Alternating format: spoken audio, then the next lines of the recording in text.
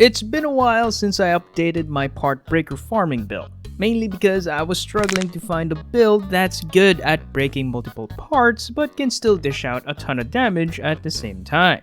But thanks to the new armor pieces we got in Season 4, we can now have a Partbreaker build that can also do some damage.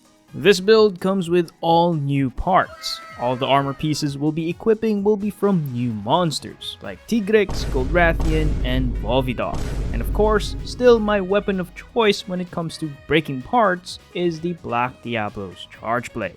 It has high raw and can KO monsters, because when the monster's down on the ground, it makes it easier to break more parts.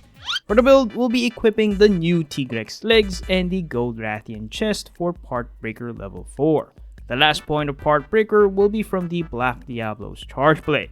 The Tigrex legs is my favorite thing about this whole build. It just makes things more convenient as it has Lock On combined with Partbreaker level 2. And Lock On is just a must-have if you want to break certain parts consistently. Before, we were forced to play with the Rathian Vambraces to get Lock On, but now we can equip other offensive skills like Morph Boost and Critical Ferocity. With this in mind, we will equip the Tigrex Waist for Critical Ferocity. This will offset the negative affinity of the Black Diablo's Charge Blade. Now, it won't always buff your attacks, but when it does, ooh, get ready for some big juicy damage. Yeah, boy. We will also equip the Volvidon Helm and Vambraces for Morph Boost. I prefer the AED playstyle when using the Charge Blade, so I constantly transform back and forth between the two modes, and therefore I keep Morph Boost active for the whole hunt. It's way easier to activate Morph Boost with the Charge Blade than it is to use Burst. This will make our damage output a bit more consistent.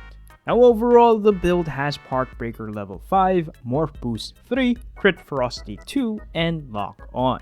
With this build, it will be easy to target specific parts and break them for more rewards. And as you guys should know by now, that breaking off certain parts of monsters increase your chances of getting Rarity 6 material. But if you find that you're still struggling with damage, you can swap out the Black Diablo's Charge Blade for a Tigrex weapon. This will add an extra point of Critical Ferocity into the build. For me, I swap out the Black Diablo's Charge Blade for the Tigrex Switch Axe.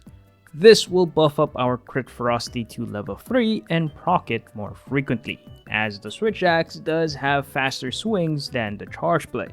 But we will sacrifice the 1 point of Partbreaker we get from the Black Diablo's weapon, leaving us with only Partbreaker level 4. And honestly, it ain't too bad. This Tigrex weapon actually surprised me with its damage output.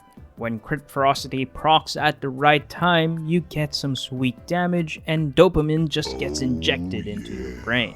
But it can be very inconsistent at times since you rely on Crit Ferocity proccing at the right times. And when your hits just get debuffed by negative affinity, well, it just hurts. And that's my current farming build setup. In the next video, we'll be going full offensive using the raw power of the Tigrex Switch Axe. So be sure to check out that video next. But that's it for this one.